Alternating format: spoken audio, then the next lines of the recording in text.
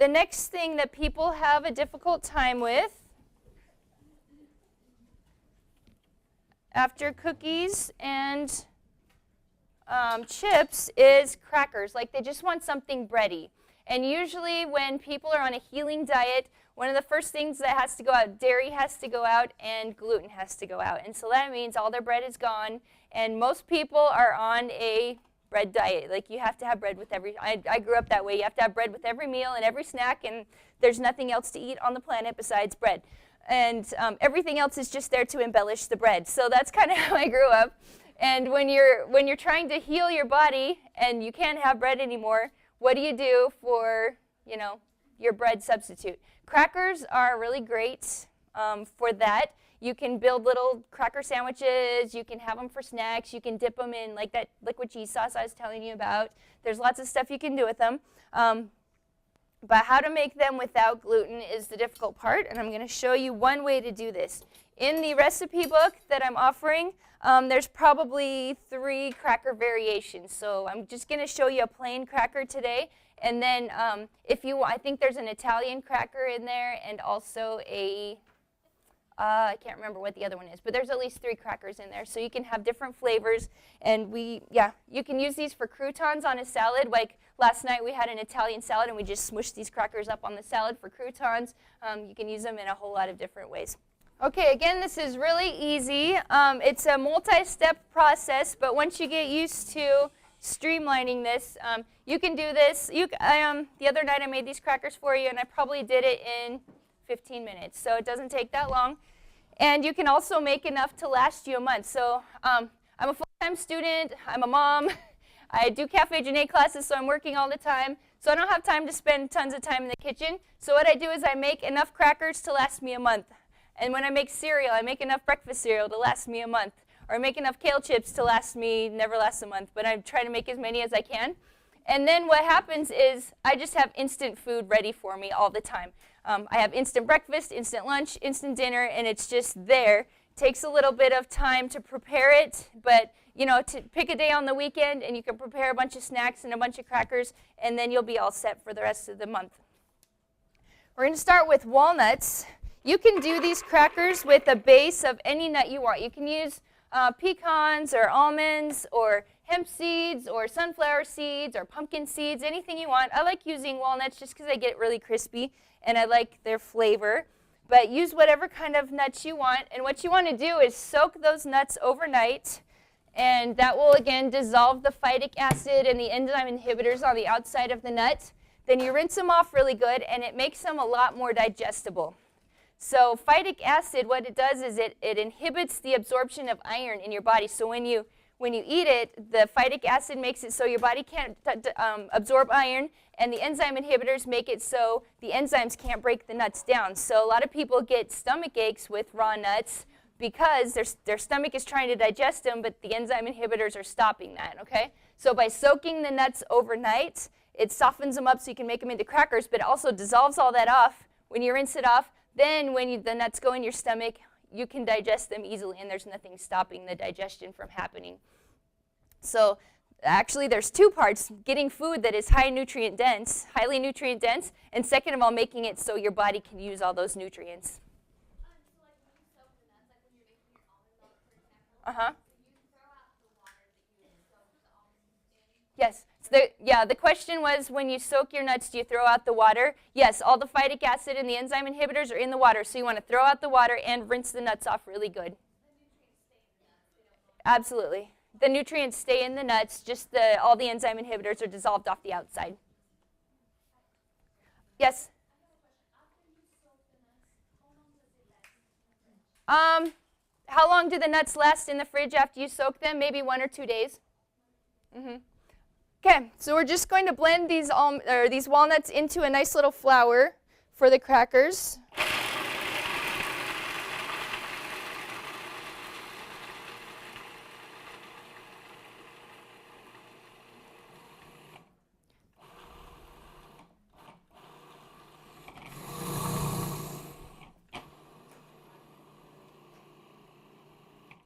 Yes? You can use a Vitamix, but you can only do like a cup of nuts at a time, and you have to pulse them. So what happens is the Vitamix will draw the nuts down and kind of make a walnut butter out of the walnuts on the bottom, and then the top will be the flour. So you can do it just in very small batches. You'll have to do it a little bit at a time, and just make sure you're pulsing it and not turning it on, or else it'll turn into walnut butter instead of walnut flour. And people ask me all the time, which food processor should I get? And really, if you get a KitchenAid or a Cuisinart, those are two really good brands. And the only thing you have to worry about is like what size do you need. So I make large batches of everything. So I've got the 13-cup food processor. But if you're only making a little bit at a time, you can get down to 1 cup or 2 cups or 5 cups. You can buy whatever size you want. And they generally all work about the same. You just pick your size. Nope, these are just soaked and rinsed.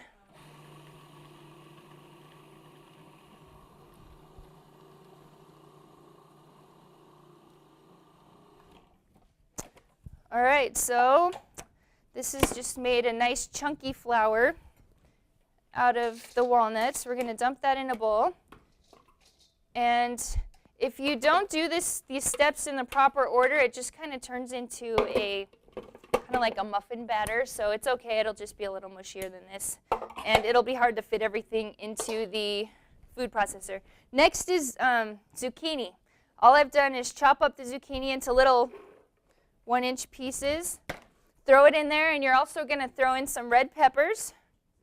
How do you like this? We're putting lots of fresh vegetables in our crackers. And some pepper, black pepper, garlic.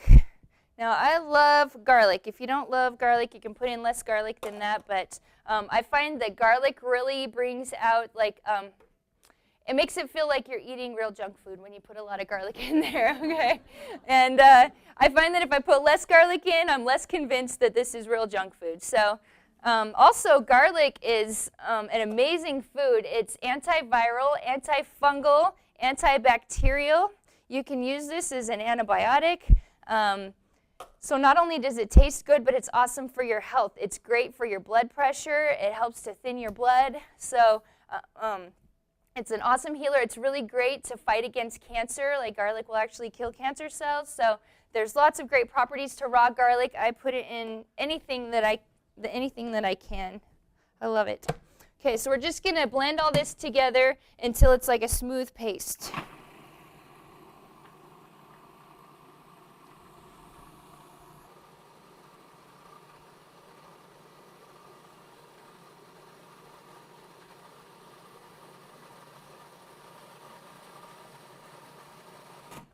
Okay, the question here was, what'd you put in after the garlic? I put in nutritional yeast and black pepper, I think, and maybe salt. Yeah, a little bit of salt. Salt, nutritional yeast, and black pepper.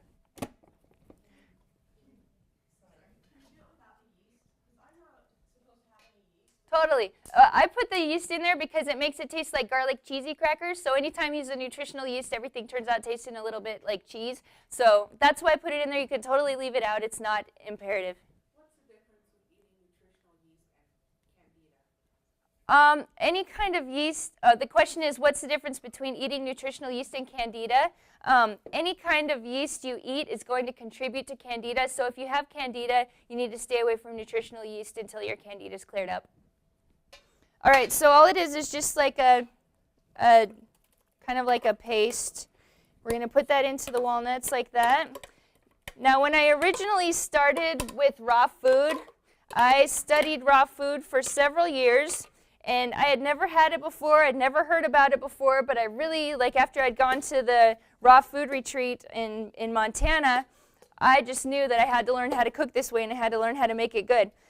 Taste delicious. So what I did is I bought all the raw food cookbooks I could get my hands on, and back then there weren't that many. It was the raw food movement was just starting, and every single recipe in the raw food cookbook had flaxseed in it. And so I thought that I just hated raw food. I just thought, oh my gosh, raw food is so gross. I can't handle it. And so I started, messing around with the recipes and trying to fix them. And then I found out that what I didn't like was the flaxseed. So when I started taking the flaxseed out of the recipes, then they weren't so bad anymore. So that's just my personal taste. Some people love flaxseed, and it's really healthy for you. So if you love flaxseed, great. I don't, so you won't find it in any of my recipe books.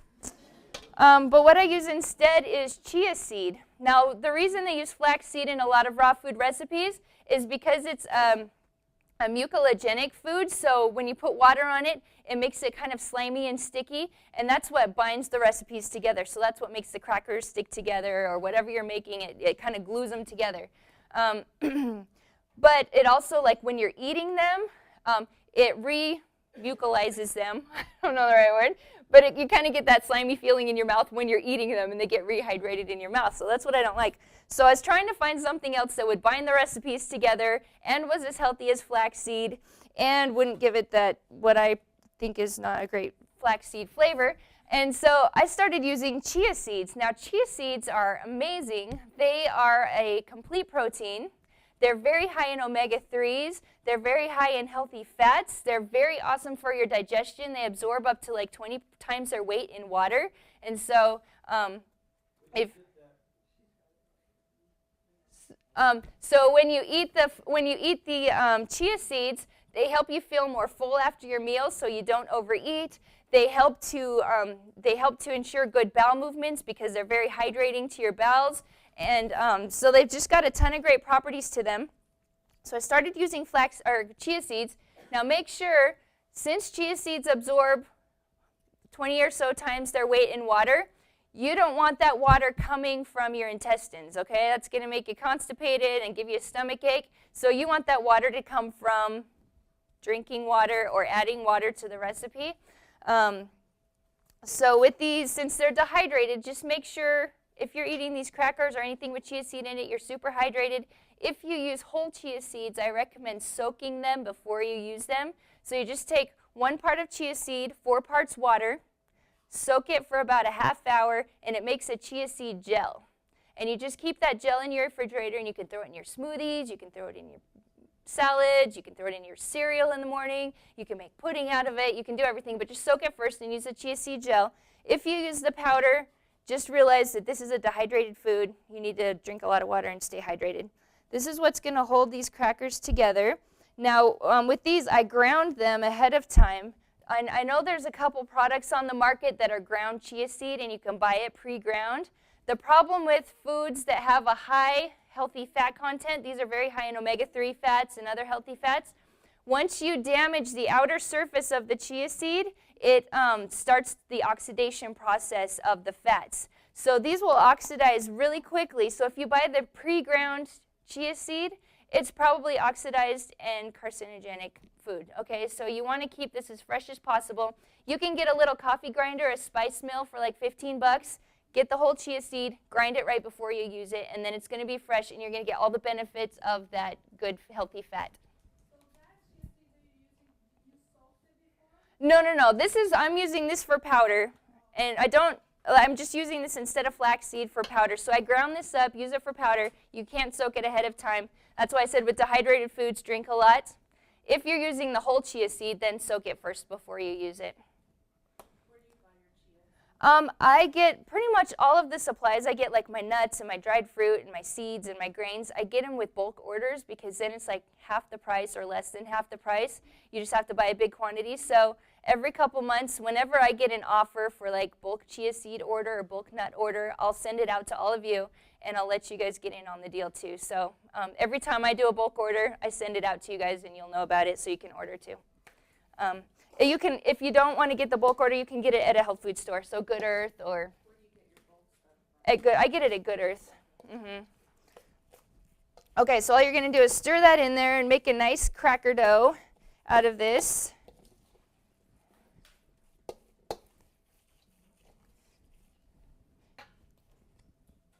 And I'm also going to add some hemp seeds in here. A lot of people ask me, well, if you're on a vegan, raw food diet, where do you get your protein if you're not eating animal products and eggs and meat and fish?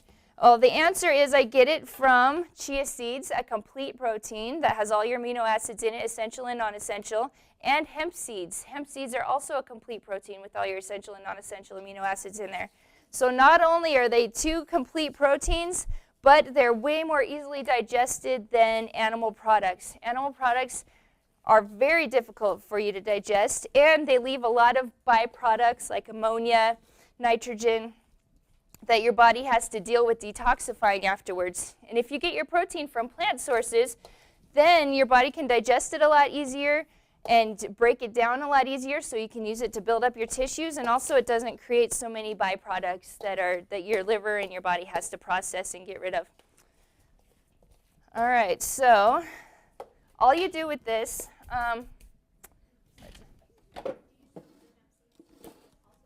you don't have to soak hemp seeds. You can if you want them to be soft, but you don't have to. Hemp seeds and, let's see, I think hemp seeds are the one exception to the soaking rule. So all you do is you take the batter, put it on your parchment paper or your Teflon sheet of the dehydrator. And I'm just going to wear gloves because it gets kind of sticky. This is, again, where your kids are going to love playing with their food. Yes? I don't grind the hemp. I just put it in there plain. And it gives the crackers a nice texture. I like the texture. And the hemp seeds they're really soft, so it just gives like a nice little crunchy, chewy texture to the crackers. So all you do is just pat it down like that. It's about 1/4 inch. Do it all over the whole tray. I'm not going to do all the details right now, but you just do that over the whole tray. And then you can take a little pizza cutter or a scraper thing like this, and you just score it like this in whatever size of crackers you want. And then it makes it into nice, can you guys see that? Makes it into nice square crackers. And then when you dehydrate them, then they just kind of fall apart into the cracker size that you want. Cool, huh? All right, and then you put them in the dehydrator, dehydrate them for, I think these ones took like 24 hours, or again, you can do the oven thing, put them on parchment in the oven on a very low temperature with the door cracked open. It'll do the same thing. And then you keep these in an airtight container in the fridge. Remember, it's made from nuts, and they have lots of fat in them, so you don't want those to oxidize. So keep them in the fridge or freezer in an airtight container, and they'll stay good for, up to a month probably.